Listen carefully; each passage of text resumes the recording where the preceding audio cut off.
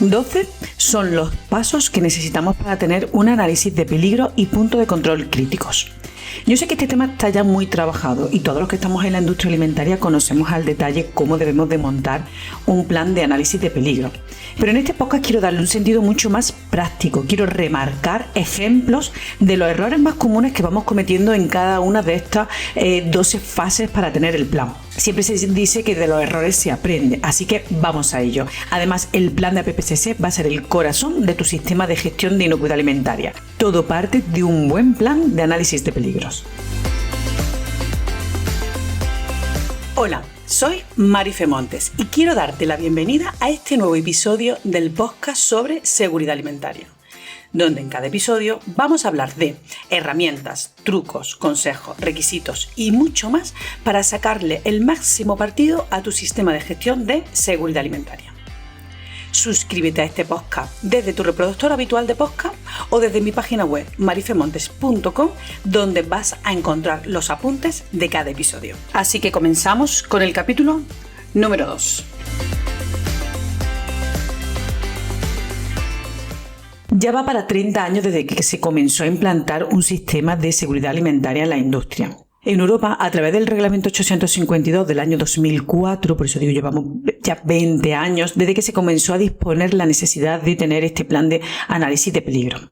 Si nos remontamos al origen del plan de APPCC, vamos a entrar en la NASA, fíjate a dónde llegamos, ¿no? Porque es un sistema de control y prevención de seguridad microbiológica.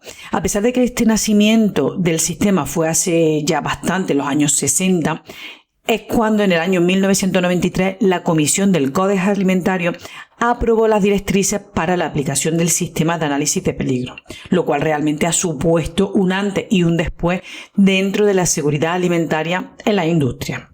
En el año 93, la Comisión Europea publicó una directiva, la Directiva 93/43, que establecía la obligación de implantar sistemas de análisis de peligro para todo el conjunto de las industrias alimentarias dentro de Europa.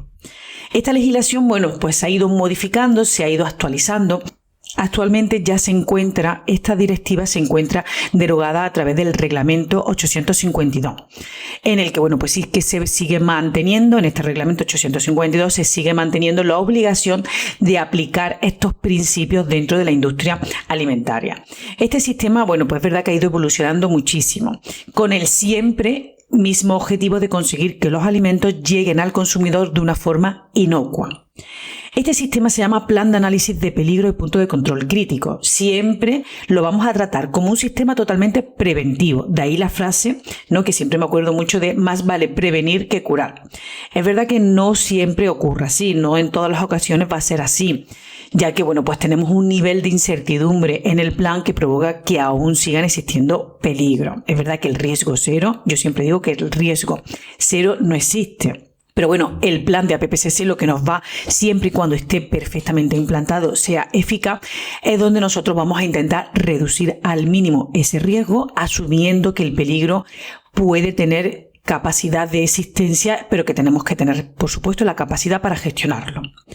Los planes de análisis de peligro son un sistema que está estandarizado, que debe de funcionar más o menos igual en todas las industrias, evitando, por supuesto, el copia y pega, pero sí que es verdad que tenemos que tener una misma estructura, sea la industria en la que estemos.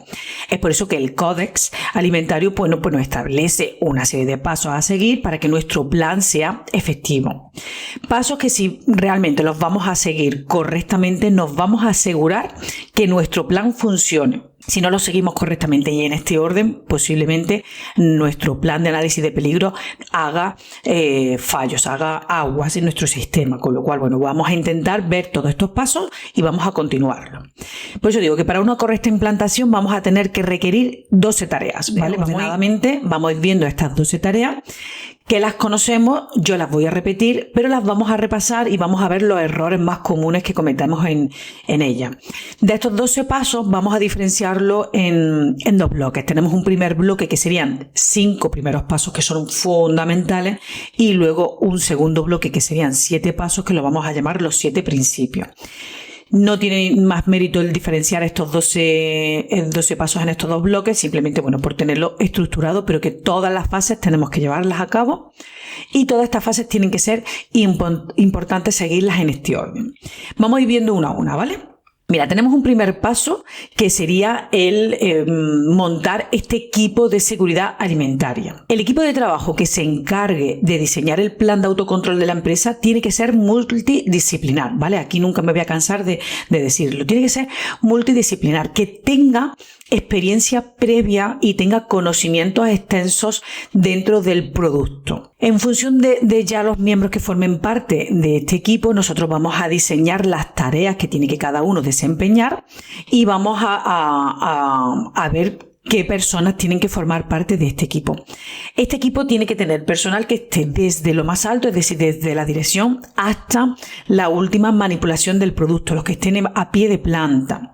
Y respecto, bueno, a la formación que tienen que tener los miembros, es muy interesante que tengamos en cuenta que debemos de cubrir todo el ámbito, ¿vale? Para cubrir las necesidades del plan. Es decir, tenemos que tener desde controles de calidad, conocimiento desde controles de calidad, conocimiento en los procesos productivos, en ciencia y tecnología de los alimentos, en ingeniería técnica.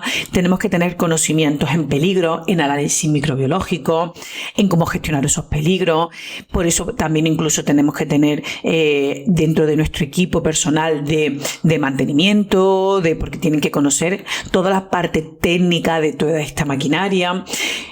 En definitiva, tiene que ser un grupo bastante extenso y multidisciplinar. El grupo ideal que se debe de constituir dentro de nuestro equipo de APPCC tiene que ser un especialista, en primer lugar, un especialista en seguridad o en control de calidad, ¿vale? Esta persona tiene que tener formación mínima en peligros microbiológicos, en peligros químicos, ¿vale? Y tener conciencia de cuáles serían los riesgos asociados al producto y que, por supuesto, domine cómo montar un sistema de APPCC. Luego tenemos que tener uno o más especialistas en producción, ¿vale? Alguien que esté trabajando en la línea de producción y que conozca bien cómo se hace y de qué manera se hace cada uno de los procesos para generar ese producto que nosotros estamos fabricando. Y luego podríamos decir que hay un tercer grupo que tenemos que incluir, que serían todos aquellos encargados de limpieza, desinfección, de gestión de plagas, operarios de fábrica, responsables de mantenimiento. Vale, ya tenemos, digamos, un poco la clasificación de las personas mínimas que tienen que formar parte del equipo. ¿Qué fallos encuentro yo en esta primera fase o en esta primera tarea del equipo? Pues que el equipo no es multidisciplinar. Pues claro que no. No vale que tengamos un registro con un listado de miembros del equipo si luego ese equipo no se reúne realmente y además este equipo no tiene conocimientos concretos sobre seguridad alimentaria. ¿Para qué me sirve a mí? De verdad, pensarlo. ¿Para qué me sirve tener un responsable de mantenimiento que forme parte del equipo si luego esta persona o este puesto no es consciente de la repercusión que tiene su responsabilidad en seguridad alimentaria? ¿Vale? Por eso es importante, bueno, pues que todos los miembros que formen parte del equipo tengan todas las formaciones, competencias y luego, por supuesto, ¿vale? Que formen parte o que contribuyan en esas reuniones, que sean reales las reuniones que tengamos dentro del equipo.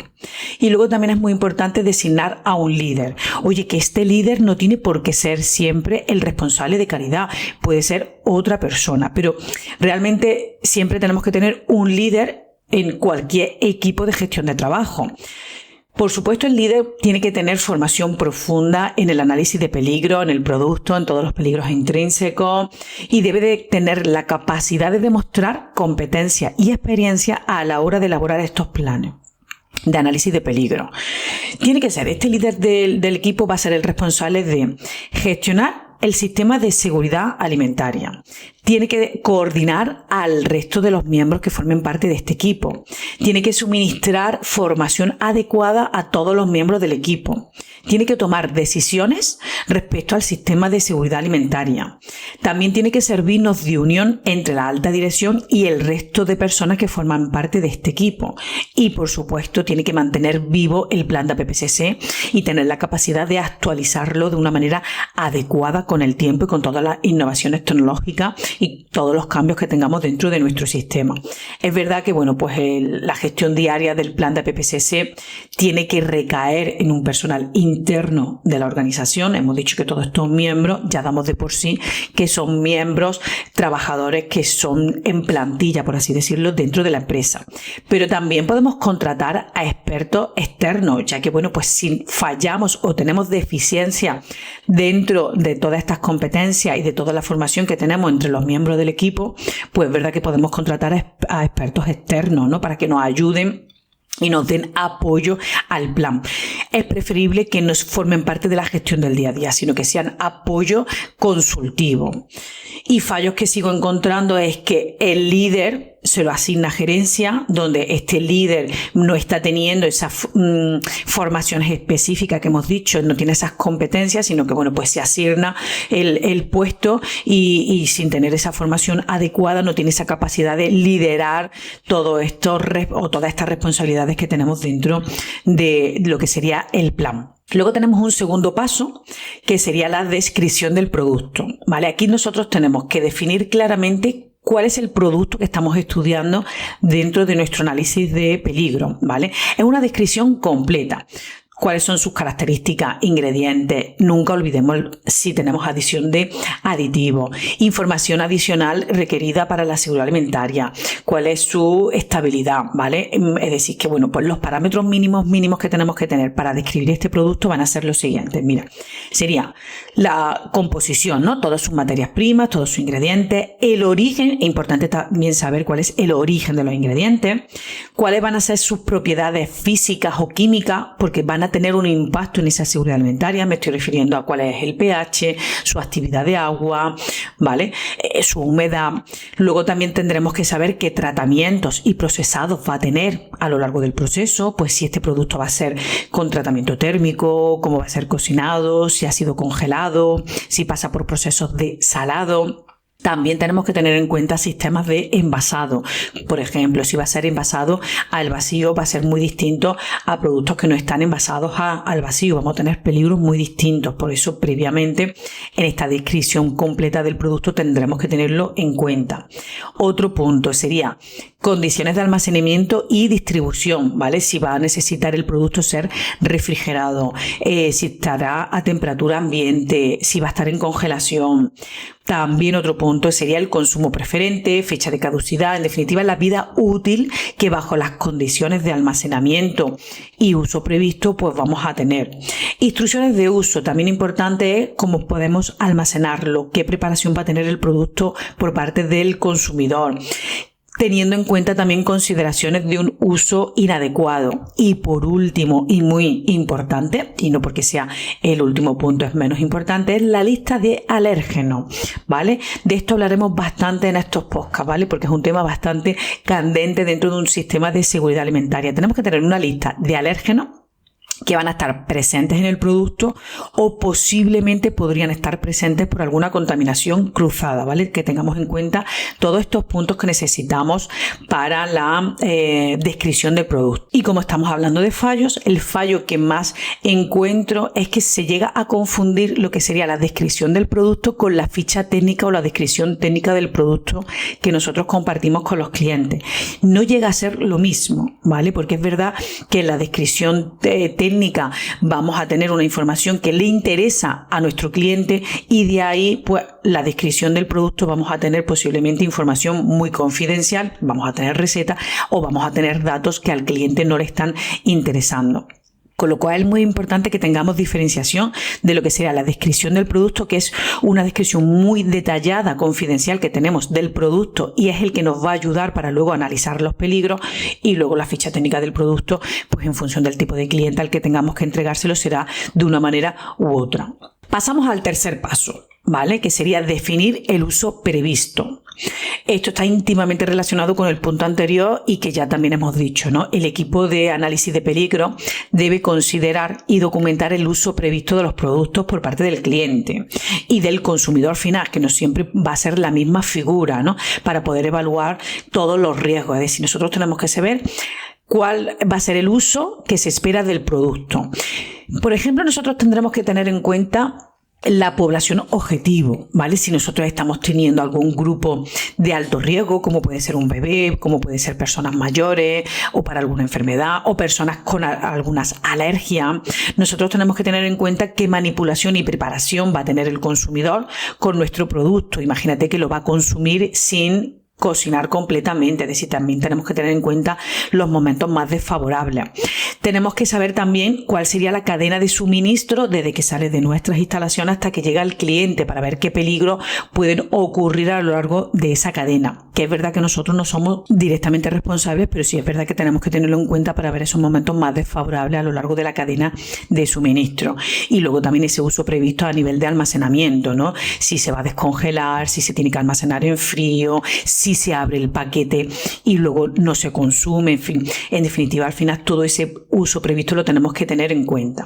Cuando existe un uso alternativo conocido para un producto, pues incluir también la posibilidad de que este cliente o consumidor, digamos, abuse o maltrate el producto de una manera que no está prevista, ¿vale? Esta información también sería interesante incluirla dentro de la descripción del análisis de peligro, ¿vale? Para que, bueno, pues cualquier implicación sea considerada para tenerla en cuenta como posibles peligros. Por ejemplo, imagínate un producto que parece estar listo para consumo, pero que requiere cocción, ¿no? Pues existe la posibilidad de que el consumidor no lo cocine lo suficiente y lo consuma, ¿vale? Pues bueno, evaluaremos la posibilidad, ¿no? Y en este paso encuentro otro fallo que lo puedo enlazar con el paso anterior y que realmente, bueno, pues es verdad que va en cadena. ¿Qué uso darán de nuestro producto? Es una pregunta que tenemos que hacernos. ¿Qué uso darán, no? Si es de consumo inmediato, listo para comer, si requiere cocinado, ¿qué alternativas puede el consumidor optar con nuestro producto? Todo esto son preguntas que nosotros tenemos que hacernos y que van a afectar a los peligros que deben controlar, a la información que vamos a indicar en la etiqueta, al método de conservación, a la vida útil. Por eso parecen preguntas obvias, pero es verdad que dentro de esta pregunta obvia vamos a necesitar controles preventivos vitales. Debemos tener todas las situaciones posibles sobre la mesa y considerar siempre la más desfavorable. Por supuesto que los consumidores van a ser libres de consumir los alimentos como mejor quieran, pero debemos de considerar que el consumidor debe de saber interpretar y no llegar a un error con la información que nosotros tengamos en el etiquetado o con las instrucciones que le plasmemos en esa etiqueta. Por eso tenemos que hacernos todas estas preguntas. Vamos a pasar a un cuarto paso. Vamos a entrar ya casi más en materia, ¿vale? Vamos a entrar a elaborar el diagrama de flujo. El diagrama de flujo es la representación gráfica, ¿vale? Es toda una secuencia de actividades que nosotros vamos a necesitar, vamos a requerir para elaborar el alimento que estamos analizando dentro de nuestro análisis de peligro. Es necesario examinar minuciosamente todo el proceso, ¿vale? Para que podamos diseñar un diagrama de flujo que contemple todas las etapas, desde la selección y recepción de todas las materias primas, todas las fases de procesado, de envasado, hasta la última fase que sería la distribución, incluso la venta. Cada diagrama va a ser exclusivo de una industria. Yo siempre digo, evitemos el copia y pega, porque cada uno va a tener una serie de procesos, va a tener unas entradas, una salida, está elaborando los productos de una manera distinta, con lo cual cada diagrama de flujo debe de ser elaborado por la propia industria. Si es verdad que todos los diagramas de flujo van a tener aspectos comunes, ¿vale? Es decir, todos estos diagramas de flujo van a tener como mínimo unos aspectos, ¿vale? Que te voy a ir enumerando para que tengas en cuenta que dentro de cómo tú configures tu diagrama de flujo, siempre considera que vamos a tener en cuenta todas las materias primas, ¿vale? Toda la entrada de esas materias primas. No olvidemos también materiales de envasado o otros materiales que entren en contacto con el producto. Tenemos que tener en cuenta toda la secuencia e interacción de las distintas fases del proceso. Vamos a tener en cuenta todos los procesos que tengamos externalizados o que tengamos subcontratados. Tendremos que tener en cuenta parámetros del proceso, punto de control crítico, todos los puntos de control, combinación de medidas de control, la posibilidad de retraso de procesos, los reprocesos y los reciclados, separación de separación de las áreas que sean de alto riesgo, de bajo riesgo, aquellas que son zonas limpias, zonas sucias, la salida de productos acabados, productos intermedios, intermedios, semiprocesados, reprocesos, salida de desechos, ¿vale? Todos estos aspectos los tenemos que tener en cuenta, ¿vale? Tú te haces tu lista de chequeo, cuando tengas tu diagrama de flujo, asegúrate que hemos contemplado todos estos aspectos. Y es aquí donde, bueno, pues te enlazo con el fallo que siempre veo y que realmente, bueno, pues sabiendo ya de por sí, oye, pues ya sabemos cuáles son todos los puntos mínimos que tiene que tener nuestro diagrama de flujo, vamos a chequear que lo hemos contemplado. Y el fallo que siempre encuentro en este sentido es que algo nos falta, ¿no? No hemos incluido reproceso, no hemos incluido la área sucia, se nos ha olvidado la entrada de suministro, no hemos indicado los puntos de control, ¿vale? Bueno, pues tenemos que tenerlo en cuenta. Piensa que realmente el diagrama de flujo debe de ser una representación clara y concreta de cómo se están fabricando nuestros productos, todas nuestras actividades. Debemos de dejar bien claro qué actividades se requieren y qué controles tendríamos en esas actividades, de manera que a simple vista, ¿vale? Lo ideal que este diagrama de flujo sea en una pantalla, sea en una hoja, en un par de folios, pero que de un simple vistazo tengamos una visión total, general y completa de cómo se estarían elaborando estos diagramas de flujo, o cómo se estarían elaborando, estos productos, ¿vale? Nos tiene que quedar bien claro. Piensa también que este diagrama de flujo nos va a servir como una instrucción técnica, nos puede servir para material formativo para el personal, con lo cual, cuanto más claro sea, evita pues que esté lleno de flechas, que sea un caos interpretarlo. Haz uso de cuadros con distintos tamaños o con distintas formas para que nos quede más claro cuáles serían todas estas actividades, ¿vale? Usa gráficos que sean visuales, colores, pero evita, bueno, pues que sea un caos y que al final nuestro objetivo es que nos quede bien claro cómo se estaría fabricando este producto. Vamos a pasar a una quinta fase, que sería la verificación in situ. Igual que hemos visto en las fases anteriores, en la 2 y en la 3, aquí en este caso la 4 y la 5 están también muy relacionadas. Una vez que ya tenemos el diagrama de flujo, ¿vale? Existe el riesgo de que este diagrama de flujo no sea una representación gráfica real, que no esté 100% ajustado a la situación real de la empresa, con lo cual por eso tenemos esta fase, ¿no? De verificar in situ que cumple todas las fases que nosotros tenemos realmente en la empresa. Lo comprobaremos en los propios locales de trabajo, ¿vale? Tenemos que comprobar a pie de planta que todas las fases están descritas en el papel como realmente nosotros lo estamos haciendo en la realidad. Un fallo muy habitual es que no se están figurando datos de tiempo o datos de temperatura, de controles. Así que asegúrate cuando estamos verificando in situ el diagrama de flujo. Asegúrate de que toda la información está incorporada, ¿vale? Toda esta información relevante de control está incorporada en el diagrama. Asegúrate de que hemos incluido todos los ingredientes, incluido agua, aditivos, embalajes, aires, hielos, cualquier otro suministro que sea necesario para nuestro diagrama de flujo. También es importante considerar todos los turnos de trabajo, ¿vale? Porque incluida pues esa producción nocturna o de fines de semana, sobre todo cuando tenemos diagramas de flujo con actividades que se hacen en turnos diferenciados. Tendríamos que verificar el diagrama de flujo en todos estos turnos. Y también debe de considerar si tenemos actividades de producción que sean estacionales o que sean ocasionales. Así que bueno, pues teniendo en cuenta todo esto, luego nosotros cuando hagamos la verificación del diagrama de flujo debemos de conservar el registro de que lo hemos verificado, pues bien a través de un acta de reunión, a través de una firma, etcétera, ¿no? Es importante también que tengamos en cuenta, ¿vale?, quién debe verificar el diagrama de flujo. El diagrama de flujo debe de ser elaborado por todos los miembros del equipo de seguridad alimentaria. Cada uno debe de aportar su granito de arena para que ese diagrama sea una imagen fiel de todos nuestros procesos. Pero bien, es verdad que a la hora de verificarlo, pues tampoco tiene la necesidad de que todos los miembros del equipo de seguridad alimentaria se cojan de la mano para verificar in situ este diagrama. Realmente no tiene por qué ser así. Y sinceramente tampoco lo he encontrado en la mayoría de las ocasiones, a pesar de que en el acta lo firman todos los miembros, tampoco me he encontrado la sinceridad de que todos los miembros del equipo estén haciendo esa verificación in situ. Al igual que también me he encontrado que no siempre se están verificando los diagramas de flujo in situ al completo.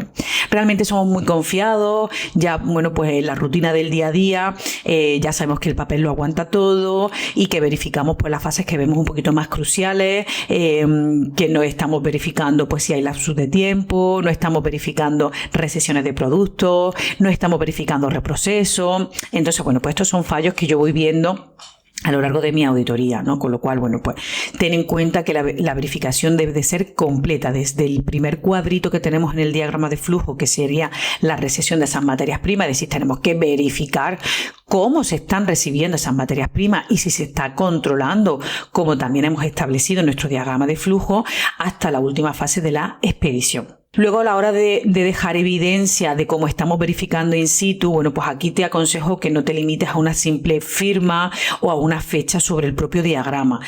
Es verdad que, bueno, tenemos que llegar al equilibrio entre no perder o no destinar mucho tiempo al propio sistema y a los registros y a los informes, pero sí que se quede una evidencia clara de que lo hemos hecho realmente, ¿no? Y esa sinceridad, ¿no?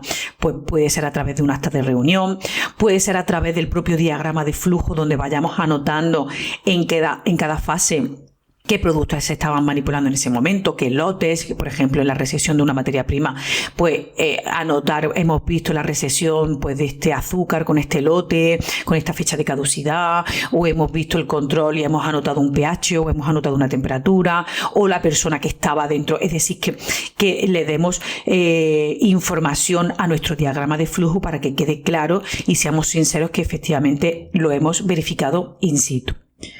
Vamos a pasar a una siguiente fase, un paso número 6, que es enumerar todos los peligros, ¿vale? Ya tenemos ese diagrama de flujo, ahí tenemos todas las actividades. Bueno, pues ahora es esencial y es totalmente básico y primordial que hagamos una correcta identificación de todos los peligros, ya que, bueno, pues el análisis de peligro se va a desarrollar de forma que ramifiquemos todos los peligros desde un punto de inicio para determinar medidas preventivas, los puntos de control y todas las medidas que vamos a necesitar controlar para que esos peligros queden reducidos al mínimo riesgo.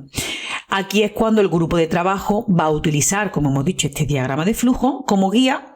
Vamos a enumerar todos los peligros de forma sistemática, etapa a etapa, incluyendo todos estos que sean peligros microbiológicos, químicos y físicos, ¿vale? Te voy a poner algunos ejemplos. ¿Vale? A nivel microbiológico, porque tengamos en cuenta, según la naturaleza de nuestro producto, pues si vamos a tener, por ejemplo, patógenos como puede ser una salmonela, una shigella, una E. coli, ¿vale? Pues tendríamos que identificarlos, cuáles serían susceptibles para nuestro producto. También podemos tener identificados todos los productos químicos, pues si tenemos restos de residuos veterinarios, si somos productos cárnicos, si tenemos pesticidas, si tenemos contaminantes radiológicos, ¿vale? Todos estos peligros tendríamos que enumerar y ver cuáles son de aplicación. No olvidemos que también tenemos productos químicos derivados de un mal uso de productos de limpieza o de un mal uso de lubricantes que se utilicen en el mantenimiento de la maquinaria. Peligros ya que aparezcan por nuestras instalaciones, como pueden ser cuerpos extraños, por ejemplo, roturas de vidrio, de metal, de plástico. También tenemos que tener en cuenta alérgenos específicos, pues porque ya vengan en la materia prima o porque haya una contaminación cruzada.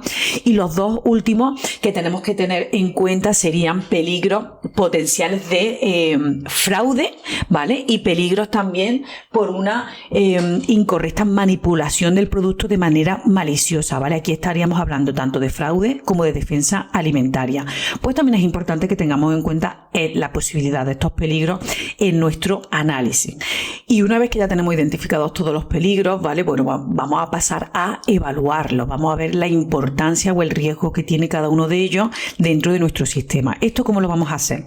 Bueno, pues analizando la combinación entre la probabilidad de que ocurra este peligro y la gravedad que tendría si ocurriese, ¿no? Los daños que ocasionaría si apareciese este peligro. Para evaluar los riesgos vamos a considerar como mínimo, como hemos dicho, esa probabilidad de que aparezca, Vamos a considerar la gravedad o severidad de sus efectos al consumidor si estuviesen apareciendo. Podemos también tener un tercer criterio, que sería la vulnerabilidad a los peligros expuestos, pero también tenemos que tener en cuenta la supervivencia y multiplicación que tendríamos a nivel de microorganismos de interés, la presencia, producción de toxinas, de sustancias químicas, de estos cuerpos extraños, y la contaminación de las materias primas, productos intermedios, ¿vale? Todo esto son criterios o serían aspectos que debemos de considerar para evaluar esa probabilidad, gravedad y vulnerabilidad que tenemos frente a este peligro.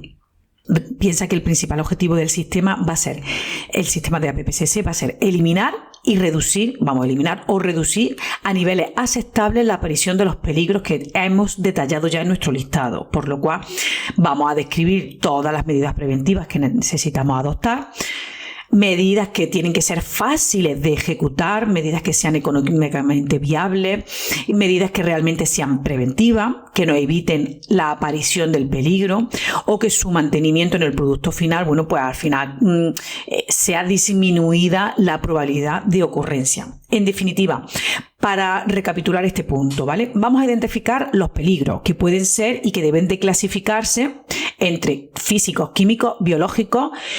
Yo suelo también diferenciar los alérgenos, los de fraude y los de sabotaje, ¿vale? Es verdad que hay peligros de fraude que pueden ser químicos, hay peligros de sabotaje que pueden ser biológicos, pero me gusta separarlos porque así yo creo que queda bastante más clarificado la categoría de todos los peligros, ¿no? Como digo, físicos, químicos, biológicos, alérgenos, fraude y sabotaje. Podríamos clasificarlo en estos 6 puntos.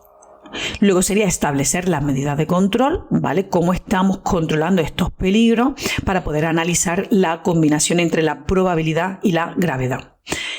Aquí quiero destacar los fallos que más me encuentro, ¿vale? Que serían identificar peligros de una forma muy general, ¿vale? Si decimos un peligro físico, deberíamos de indicar ese peligro físico de qué naturaleza sería. No es lo mismo un metal, un polvo que una madera.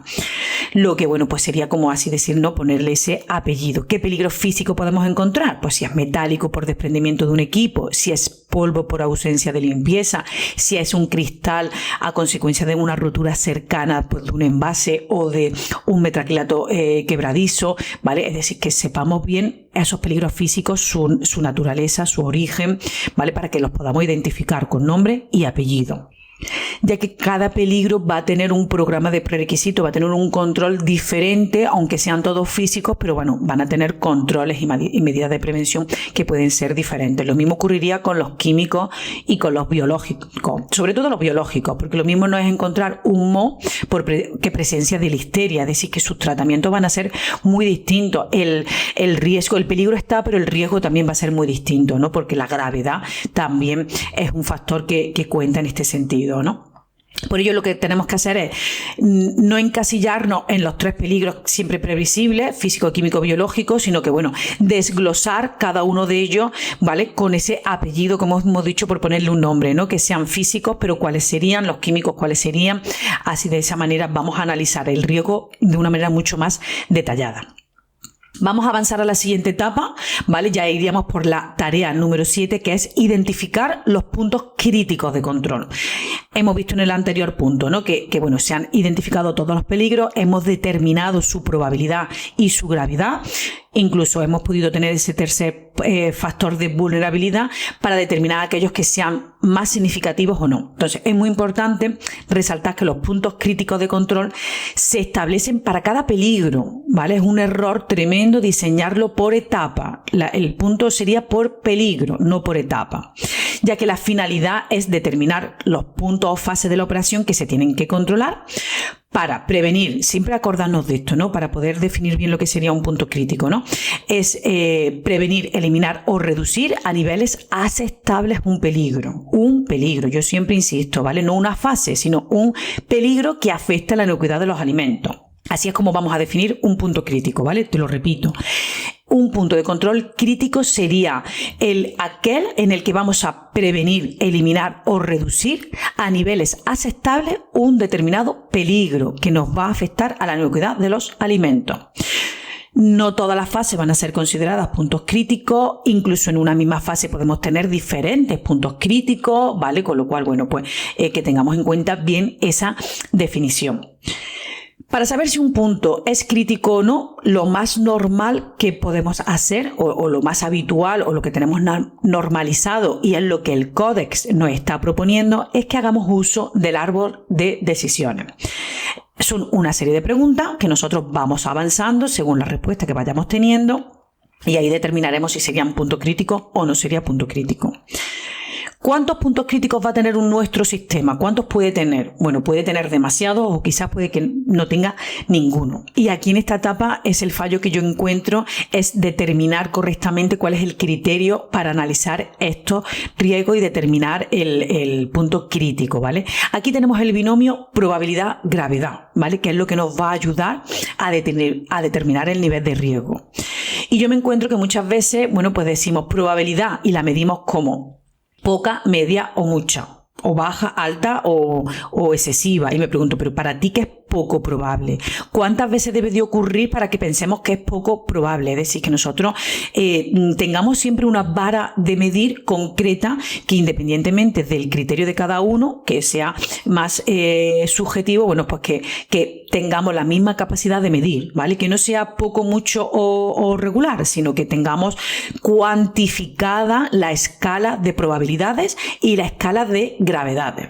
Otro fallo que yo encuentro y que el nuevo árbol del Códex ha intentado solucionar es que hacíamos pasar por el árbol todos los peligros sin discriminar su nivel de riesgo, y esto realmente estaba provocando falsos positivos.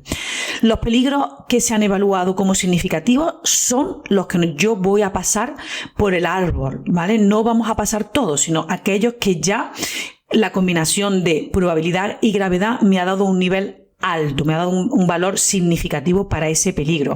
Aquellos peligros que ya su probabilidad es muy baja y la gravedad es muy baja, esos ya no son significativos, no son importantes, no quiere decir que no los vayamos a controlar. Seguramente estarán controlados, prevenidos, mantenidos a través de programas de prerequisitos operativos o generales, como es un plan general de higiene, ¿vale? De limpieza o de control de agua o de proveedores. Pero aquellos que ya sí que es verdad que van a ser significativos son los que pasaremos por el árbol de decisiones para determinar si es punto crítico o no, ¿vale? Así que estos dos fallos, ¿vale? Para recapitular, fallo es, número 1, no cuantificamos perfectamente cuál sería la escala de probabilidades y gravedades y hacemos pasar por el árbol de decisiones todos los peligros y solo se deben de pasar los significativos.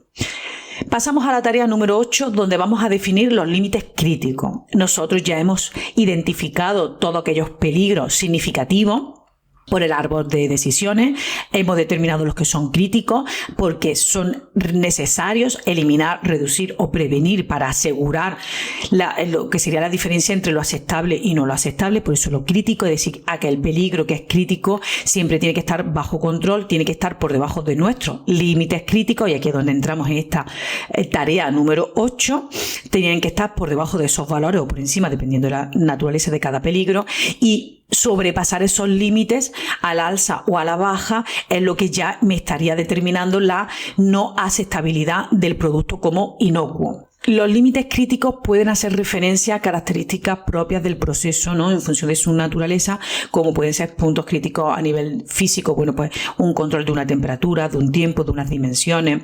Puede ser química, pues una actividad de agua, un contenido en conservantes, un pH, unas concentraciones de sal, de cloro. También pueden ser sensoriales por un aspecto, una textura. Aquí es verdad que es un poquito más ambiguo, pero también podría serlo. El hecho es que todos estos parámetros tienen que estar dentro, aquellos que hemos determinado críticos, tienen que estar dentro de unos valores, ¿vale? Que para mantener esa inocuidad. Cada punto crítico debe tener al menos un límite crítico, ¿vale? Y tiene que estar definido o puede estar definido por varios parámetros, ¿vale? Y todos ellos pueden ser críticos, es decir, una combinación. Lo que sí es fundamental es que cada punto crítico que tiene sus límites, estos límites sean medibles. Y por supuesto, si son medibles a tiempo real, pues muchísimo mejor, ¿vale? Porque así vamos teniendo la certeza de que vamos por buen camino, ¿vale? Y estos límites medibles son los que me van a detectar una pérdida de control en el momento que estamos teniendo ese resultado medible. y, por supuesto, la persona o el encargado de medir estos puntos críticos, de llevar el control de todos estos límites, pues lo ideal y como requisito es que estén perfectamente formados, entrenados, para que puedan valorar con facilidad y cierta rapidez si se han superado los límites a este valor aceptable o no. Como aquí estamos hablando de fallos que me encuentro en cada una de estas fases, que es por la parte práctica por la que quiero transmitiros estas 12 fases, ¿no? ¿Qué me encuentro en este caso? Pues que los límites de los PC, los límites de los puntos críticos de control no llegan a ser medibles, ¿vale? Y entonces, por definición, no sería un punto crítico, o son muy ambiguos, ¿vale? No están totalmente claros, ¿vale? Lo que está claro es que tenemos que hacer un control, vamos a necesitar una combinación o no de medida, y que los resultados que estamos obteniendo en ese control son los que me van a diferenciar de manera objetiva si el producto sigue siendo seguro o no para continuar en nuestro diagrama de flujo, o tiene que ser bloqueado. ¿Vale? Digamos que el límite es la diferencia entre el bien y el mal, con lo cual cuanto más claro sea este límite, ¿vale? Mejor sea medible o se pueda cuantificar de la mejor manera posible, más tranquilidad vamos a tener a la hora de diferenciar un producto seguro de un producto que no está seguro, ¿vale? Este sería el fallo, ¿no? Que los límites críticos no están bien definidos y no son, en todos los casos, son medibles. Si ahora ya nos vamos a la tarea número 9, ¿vale? Que aquí ya estamos llegando un poco al final, sería este sistema de vigilancia, de si nosotros ya hemos determinado el límite, ahora vamos a determinar cómo vamos a vigilarlo. Se entiende por vigilancia la observación y la medición programada para comprobar que este punto crítico de control está bajo control. De esta manera, vamos a detectar si se ha perdido o no, ¿vale? Con lo cual vamos a determinar cómo vamos a vigilarlo. Y aquí te voy a dar unos aspectos clave, ¿vale? Toma nota porque son totalmente claves para una correcta definición de nuestro sistema de vigilancia. En primer lugar, ¿qué estamos controlando? Tenemos que preguntarnos esto. ¿Qué estamos controlando? Definir al detalle el peligro que estamos controlando y en qué fase se encuentra. Segundo punto, ¿quién lleva a cabo la vigilancia? ¿Vale? Debemos identificar la persona o grupo de personas o el puesto de trabajo en concreto que está llevando a cabo esta vigilancia. ¿Por qué? Porque es muy importante que estas personas que se encuentran en este puesto tengan los conocimientos y la autoridad suficiente para implantar estas medidas correctoras en caso de que sea necesario, ¿vale? Y que hayamos determinado que ese límite no está perfectamente controlado.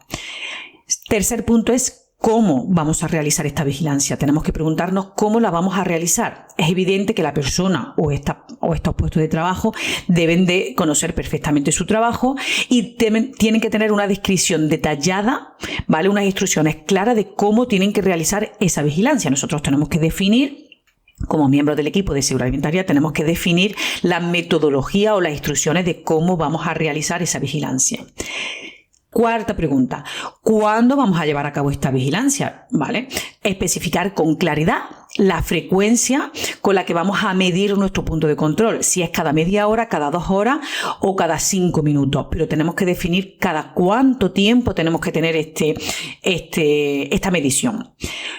Siguiente pregunta, ¿cuál es el resultado de la medición? No vale con un OK, sino que nosotros, si hemos dicho que es un punto crítico medible, tenemos que determinar o tenemos que definir, oye, pues si el valor es un 3, tú tienes que escribir en tu registro un 3. Si nuestro límite es cuantificable, pues que ese valor que nosotros estamos midiendo sea igualmente numérico o que sea cuantificable. Y por último, ¿con qué estamos haciendo estas mediciones? Es un punto también muy importante. Si estamos necesitando equipos, ¿vale? Para darle seguimiento al punto, equipos de medición, porque al final tenemos que definir estos equipos, su mantenimiento, sus calibraciones, ¿vale? En definitiva, que tengamos equipos que sean fiables para que el dato que nos está proporcionando esté dentro de los valores de referencia. Entonces, ¿vale? Para que definamos bien cómo debemos establecer nuestro sistema de vigilancia es qué estamos controlando, quién lleva a cabo esta vigilancia, cómo se realiza la vigilancia, cuándo se lleva a cabo, cuál es el resultado de la medición y con qué estamos realizando estas mediciones. Nuevamente, ¿qué fallos encuentro aquí? ¿Vale? Y que debemos de prestar bastante atención, ¿vale? La vigilancia se vuelve muy sistemática y no somos capaces de detectar el fallo. Hemos implantado un sistema monótono, aburrido, estanco, que no nos permite detectar que ha habido realmente una pérdida de control, o las personas que están llevando a cabo el control pues no tienen esa formación adecuada, o piensa que, bueno, pues si al final detectan un valor fuera un poco de los límites, pues se van a llevar la bronca, la alerta de esta pérdida de control. No son conscientes, fíjate que tampoco son muy conscientes de que la pérdida de control tiene unas consecuencias nefastas para el producto, para el consumidor. Todo esto son fallos, ¿vale?, que yo me encuentro y que debemos de hacer un examen de conciencia muy, muy exhaustivo para evitarlos, ¿vale? Es verdad que, bueno, pues son difíciles de detectar en la práctica, por ello, bueno, pues es importante implantar una sólida cultura en inocuidad alimentaria. Vale, estos son fallos que me encuentro a nivel de la vigilancia, ¿no? Que falta formación, que falta concienciación, o que el sistema que hemos definido de vigilancia pues también es muy complicado para que el personal pueda detectar desviaciones pues, de una manera un poquito más clara.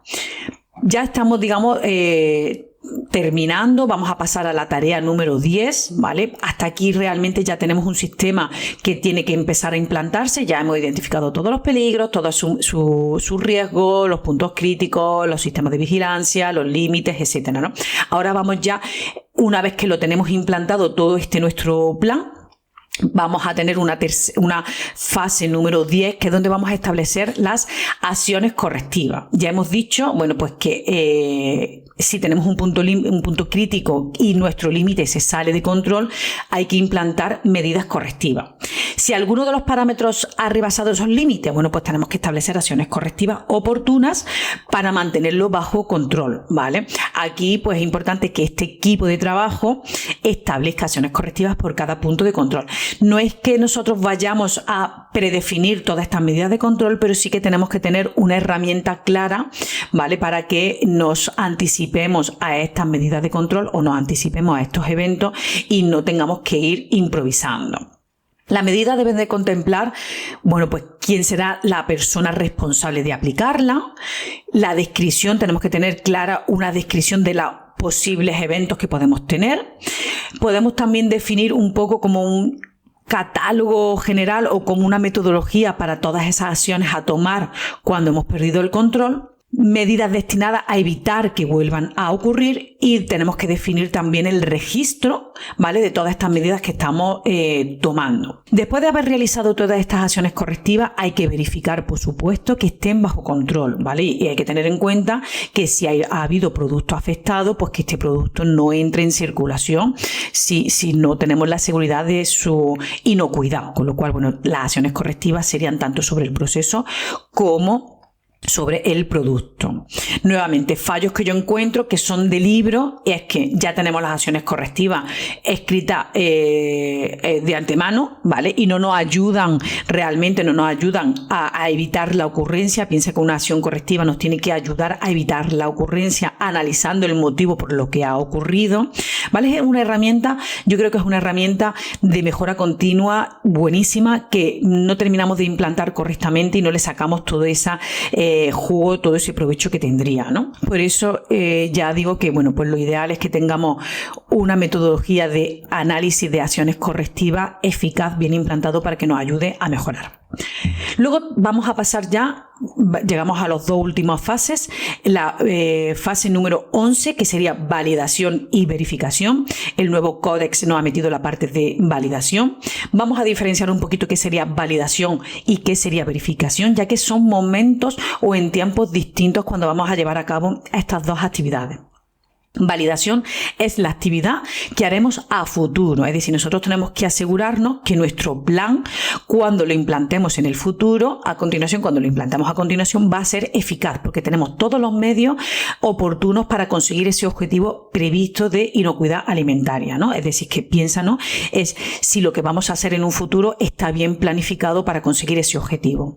Mientras que la verificación es más de pasado, es decir, yo voy a revisar todo lo que ha ocurrido durante un periodo pasado, ¿vale? Durante los últimos 6 meses, durante el último año o durante el último trimestre, y voy a comprobar que ha sido eficaz, que todo lo que hemos implantado, todos los controles que hemos llevado a cabo han sido adecuados y hemos conseguido efectivamente ese producto seguro.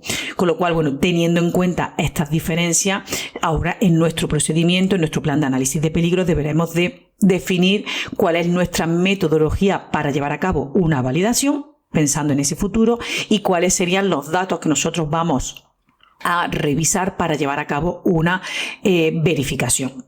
El equipo de trabajo debe de establecer estos 2 métodos, ¿vale? Para comprobar que nuestro sistema va a ser eficaz, tanto a futuro como lo que hemos tenido de pasado. Y es muy, muy importante que nosotros validemos el plan, ¿vale? Para confirmar que va a funcionar correctamente, que lo hemos estructurado correctamente, que tenemos la capacidad de poderlo implantar. Fíjate que hemos dicho, ¿no? El cómo vamos a vigilar un peligro crítico, y hemos dicho con qué, ¿no? Pues vamos a asegurarnos que tenemos esos equipos de medida totalmente mantenidos, calibrados, vamos a asegurarnos que le hemos dado la formación adecuada y oportuna a las personas que están llevando a cabo o que van a llevar a cabo todos estos controles de los puntos críticos, ¿vale? Es así cuando nosotros garantizaremos que en esa validación que nuestro plan es adecuado para ponerlo en marcha y poderlo implantar. Y luego, bueno, pues si es verdad que hemos dicho la verificación que se ha pasado, pues como hemos dicho, ¿no? Las normas nos dicen que al menos una vez al año nosotros hagamos una parada en nuestro sistema, revisemos datos que hemos ido recopilando a lo largo del año. No tendría sentido ninguno estar recopilando datos si luego no los vamos a analizar. Es decir, nosotros hemos ido recopilando datos a lo largo del año, pues vamos a comprobar con la revisión de esos datos la verificación eficaz de nuestro sistema. Datos que nos van a servir de entrada, pues datos de auditorías internas, los datos de las incidencias, de haber excedido los límites de los puntos críticos. Vamos a revisar también datos de reclamaciones, por ejemplo, si son reclamaciones de inocuidad alimentaria, datos o registros de retirada y recuperaciones de productos, gestión de no conformidades, análisis de tendencias de nuestros resultados analíticos. Todo esto son datos, ¿vale?, de entrada que a mí me va a dar la visión de decir, oye, pues yo a través de todas estas reclamaciones o de no conformidades, yo puedo llegar a concluir si mi sistema ha sido eficaz o no, o por dónde tendríamos nosotros que mejorarlo, ¿vale? Fallos que yo me encuentro, ¿vale? El fallo por excelencia, por así decirlo, es que no se hace una correcta validación o no se hace una correcta verificación. Mi sistema tiene que funcionar bien, tiene que estar libre de errores, ¿vale? Con lo cual, bueno, pues si yo tengo un sistema en el que estoy constantemente teniendo límites fuera de control, estoy teniendo muchas reclamaciones, estoy llevando a cabo retirada de productos, tengo no conformidades constantemente, pues ya esto me está dando pie a pensar, oye, mi sistema hace aguas, tiene fallos, yo tengo que parar, analizarlos y determinar por dónde mejorarlos. En cambio, pues si realmente, efectivamente, pues mira, yo no he tenido reclamaciones, no he tenido que retirar nunca productos, apenas tengo no conformidades, por supuesto ninguna que afecte a la inocuidad de nuestro sistema, a la inocuidad de nuestro producto, me da pie a decir, oye, pues mi sistema confirmo que está correctamente implantado, está bien mantenido y es eficaz. Y bueno, ya la última tarea, digamos, por poner la guinda al pastel, la tarea número 12, es establecer el sistema documental. Fíjate que hasta ahora, en estas 11 tareas, pues hemos ido viendo todas las actividades que tenemos que hacer. Bueno, pues todo esto es fundamental mantenerlo documentado. Los registros o todos los datos que hemos ido recopilando tienen que estar mantenidos en registro de una manera eficaz, que sean exactos a lo que nosotros estamos haciendo. Es muy importante también para la organización porque vamos a demostrar, ¿vale?, que nuestro sistema está bien implantado a través de estos registros, ¿vale? Las palabras se las lleva el viento. Aquí nosotros con los documentos vamos a evidenciar la efectividad de nuestro sistema. En esta tarea lo que tenemos es que documentar toda esta fase, recopilar toda esta información, elaboraremos manuales, elaboraremos procedimientos, instrucciones técnicas, diseñaremos formatos de trabajo que sean operativos para recopilar todos estos datos que nos van a servir, como hemos dicho, de evidencia para justificar que efectivamente estamos implantando un sistema eficaz. Y aquí es verdad que me encuentro un fallo, es que tenemos el libro de Petete, ¿vale? Nos inundamos de registros, elaboramos procedimientos que son muy densos, que luego no hay realmente quien se los lea. A mí realmente cuando yo voy a hacer una auditoría y me encuentro manuales de calidad muy densos, pues sinceramente me da muchísima pereza tenérmelos que leer. Tengo que hacerlo, pero piensa, ¿no?, que nuestro sistema tiene que ser ágil, operativo, que sea práctico, que nos sirva como soporte para dar esas instrucciones de trabajo, que nos ayude a dar esa formación, con lo cual, bueno, pues huye de documentación muy densa que ya a ti directamente te esté dando esa pereza a leerlo, ¿no? Si a ti ya que lo estás elaborando te da pereza, imagínate otra persona que lo tenga que recibir como instrucciones de trabajo, ¿vale? Aquí intenta ser muy práctico a la hora de elaborar la documentación. Pues como ves, ya hemos dado un recorrido a estos 12 pasos que son necesarios para diseñar tu plan de análisis de peligro. Ahora tenemos que ser sinceros con nosotros mismos, hacer un buen examen de conciencia, ver por dónde nosotros estamos fallando. Yo te he dado muchas pistas de por dónde podrían fallar cada una de estas tareas. Y bueno, pues cuando hagas tu próxima revisión del análisis de peligros, que tengas en cuenta estos fallos para que los puedas solventar. Hasta aquí este nuevo capítulo de mi podcast de inocuidad alimentaria. Ahora te invito a que visites mi página web marifemontes.com en la pestaña de podcast para que te puedas descargar los apuntes de este podcast, donde vas a tener una guía y un resumen de todo lo que hemos ido hablando, de cuáles son todas estas tareas y los fallos más habituales que podemos encontrar, para que te sirva de guía en la revisión próxima de tu sistema de análisis de peligros. Mil gracias si has llegado hasta aquí y agradecerte enormemente si me haces una reseña positiva desde la plataforma donde me estás escuchando y por supuesto si me ayudas a compartir entre tus contactos, entre personas interesadas en la existencia de este podcast para que cada día pueda tener más oyentes. Sin más, nos vemos en el siguiente capítulo. Un saludo, chao.